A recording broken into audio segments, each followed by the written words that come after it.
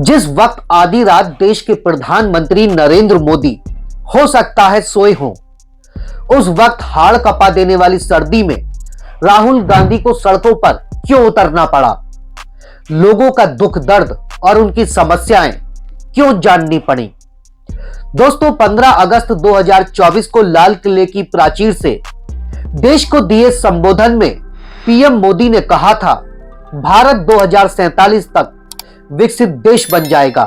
उन्होंने अपने संबोधन में विकसित भारत 2047 का जिक्र करते हुए 5 ट्रिलियन इकोनॉमी का दावा किया था। जुलाई में पेश हुए केंद्रीय बजट में वित्त मंत्री निर्मला सीतारमण ने भी विकसित भारत को लक्ष्य बताया था। दोस्तों, इन तस्वीरों से आप में अधिकांश लोग दो चार होंगे। इन तस्वीरों को देखिए। यह तस्वीर एम्स के बाहर की है। भारत के सबसे बड़े अस्पताल, सबसे उम्दा सुविधाओं वाला अस्पताल। इस बात से इनकार नहीं किया जा सकता है कि एम्स में अव्वल दर्जे की सुविधाएं हैं और अव्वल दर्जे के डॉक्टर। देश के तमाम वीआईपी का इलाज यहां होता है और दोस्तों, देश के तमाम गरीब तबके का भी इलाज यहां होता है। लेकिन इलाज के लिए यहां महीनों का इंतजार लग जाता है, जिससे अधिकांश पेशेंट मुश्किल ही बीमारी से लड़ पाते हैं और वह काल के गाल में समा जाते हैं।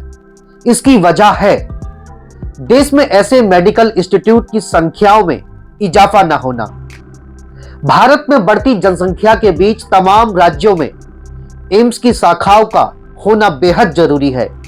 ऐसा नहीं है कि देश के तमाम राज्यों में अच्छे मेडिकल कॉलेज या इंस्टीट्यूट नहीं हैं जहां गरीबों को बेहतर इलाज मिल सके। अभी कई राज्यों में बेहतर मेडिकल कॉलेज हैं, लेकिन एम्स जैसी सुविधा बामुश्किल ही है। और यही वजह है कि देश के तमाम राज्यों से दूर दूर से अपर मिडिल क्लास और लोअर मिडिल क्लास दिल्ली के एम्स में इलाज कराने के लिए पहुंचते हैं। और अगर आप कभी एम्स गए हैं तो एम्स के बाहर लोग आपको इसी तरह से फुटपाथ या सबवे के नीचे सोते हुए मिल जाएंगे। उनके हाथों में जांच की वेटिंग की पर्चियां होंगी, डॉक्टर के लिखे पर्चे होंगे, किसी को ऑपरेशन की अपॉइंटमेंट दी गई होगी, कोई दिखाने के लिए ओपीडी के लिए वहां पहुंचा होगा। तो इन्हीं तमाम प्रक्रियाओं के लिए लोग वहां तमाम हफ्ते, महीने, सालों तक इलाज कराते आपको मिल जाएंगे। वहां लोग सड़क पर इसलिए होते हैं क्योंकि दिल्ली में कम कीमत पर कमरा किराए पर लेना काफी मुश्किल होता है। कमरे महंगे होते हैं, होटल भी महंगे होते हैं। अब या तो आप इलाज करा लीजिए या होटल में रह लीजिए। इसीलिए आपको एम्स के बाहर कई लोग बतौर सेवा खाना बांटते हुए भी मिल जाएंगे। दोस्तों, इतनी सर्दी पड़ रही है, हाड़ कपा देने वाली सर्दी, और ऐसी सर्दी में जब राहुल गांधी आधी रात पहुंचे तो लोगों को लगा कि कोई उनकी सुनने वाला आया है। शायद उनकी आवाज देश की संसद में गूंजेगी। हर कोई राहुल गांधी के पास पहुंचकर जो उनके पास डॉक्टर के लिखे पर्चे थे उनको दिखाने लगा और बताने लगा कि हमारी मदद कोई नहीं कर रहा है। दोस्तों, पहले इस वीडियो को देखिए। दवा के लिए जांच इसकी हो गई है और कल इसको डॉक्टर देखेंगे। महीना पूरा होने वाला लगभग। इससे पहले भी आए थे तो देश में घर चले गए थे, फिर आ गए हैं।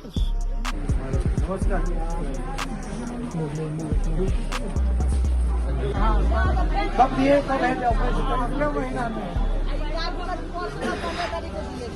अच्छा, ये किया आपका है? हाँ, ये 8 महीने का बच्चा आप इनके साथ हो? नहीं ये अलग है।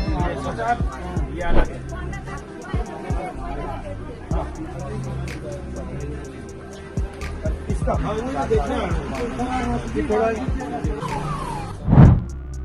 अब दोस्तों, हमारे प्रधानमंत्री नरेंद्र मोदी को 2047 का विजन साफ साफ दिखाई देता है कि भारत विकसित देश हो जाएगा।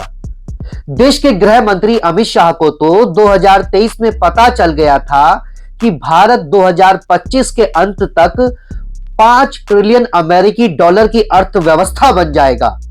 प्रधानमंत्री नरेंद्र मोदी जी अक्सर अपनी रैलियों में कहते हैं कि भारत विश्व का सबसे बड़ी अर्थव्यवस्था वाला 5वीं अर्थव्यवस्था वाला देश बन गया है और अब उनका लक्ष्य तीसरी बड़ी अर्थव्यवस्था भारत को बनाने का है।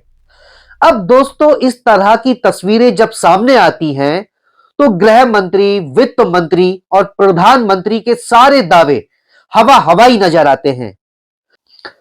चलो, हमने मान लिया करोड़पति अगर और बड़ा करोड़पति बन गया, अरबपति अगर और बड़ा अरबपति बन गया, तो इन सबसे इन गरीबों का लेना देना क्या?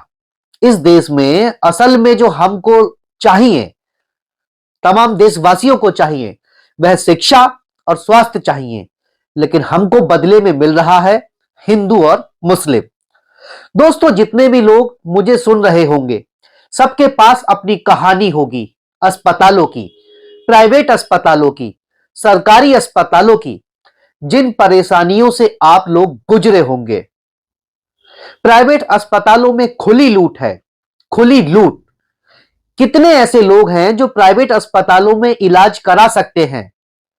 10, 20, 50 लाख, 1 करोड़, 2 करोड़ रुपए की रकम अब बहुत कम हो गई है। न जाने कितने मध्यम वर्ग के परिवार इलाज कराने के लिए या तो घर, जमीन या दुकान बेच चुके होंगे। दोस्तों, 2025 का बजट फरवरी में आने वाला है और ऐसे में तमाम लोग महंगे इलाज से राहत की तलाश में सरकार की तरफ एक टक निगाहें लगाए देख रहे हैं। अगर मान लीजिए कोई गंभीर बीमारी से ग्रसित हो जाए, वह अपने जिले के सरकारी अस्पताल में इलाज के लिए जाता है तो उसे आगे के लिए रेफर कर दिया जाता है। अब आगे भी उसे बेहतर इलाज नहीं मिल पाता, तब वह दिल्ली पहुंचता है और दिल्ली के एम्स अस्पताल में कोशिश करता है इलाज की, लेकिन यहां भी उसे इलाज में देरी मिलती है। आसानी से तारीख नहीं मिल पाती ओपीडी की, फिर उसको सर्जरी, अगर उसकी सर्जरी होनी होती है तो उसके लिए भी उसे लंबी डेट मिलती है, लंबा वक्त लगता है।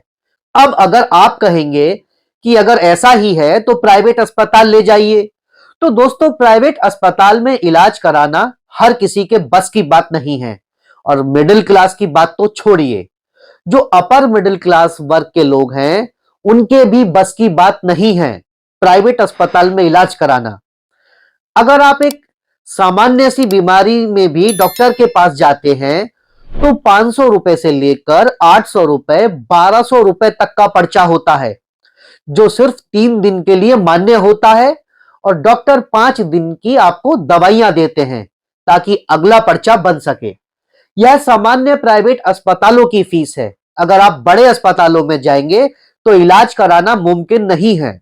दोस्तों, इस पर कई लोग आर्टिकल लिख चुके हैं कि हमारे देश में जो एक्सपेंसिव हॉस्पिटल की प्रॉब्लम है, यह बहुत बड़ी हो चुकी है। दोस्तों, क्या हमारे भारत में मेडिकल स्ट्रक्चर ऐसा होता जा रहा है कि बड़े पैसे वाले जो धन्ना सेठ हैं उनको तो इलाज मिल जाए, बेहतर इलाज मिल जाए, लेकिन जो गरीब हैं, और भगवान ना करे कि किसी गरीब के परिवार में गंभीर बीमारी पड़ जाए तो वह इलाज भी नहीं करा सकता। और अगर ऐसे देश के सबसे बड़े अस्पतालों की हालत है तो आपको सर्जरी के लिए महीनों की डेट, सर्जरी के बाद जो इलाज है उसके लिए भी आपको महीनों का इंतजार करना पड़े, वह भी सड़कों पर। दोस्तों, राहुल गांधी अगर इनका हाल जानने पहुंचे तो इस पर चर्चा शुरू हो गई और हमारे देश में चुनाव के वक्त मंदिर, मस्जिद, गाय, भैंस, मंगलसूत्र पर बात होती है, शिक्षा, स्वास्थ्य के मुद्दे गायब हो जाते हैं। दोस्तों, आप इस पर हमें अपनी राय कमेंट्स बॉक्स में दे सकते हैं और अगर हमारा वीडियो अच्छा लगा हो तो लाइक और शेयर करें, चैनल को सब्सक्राइब भी, ताकि सच्ची और सटीक खबरें आप तक पहुंचती रहें। नमस्कार।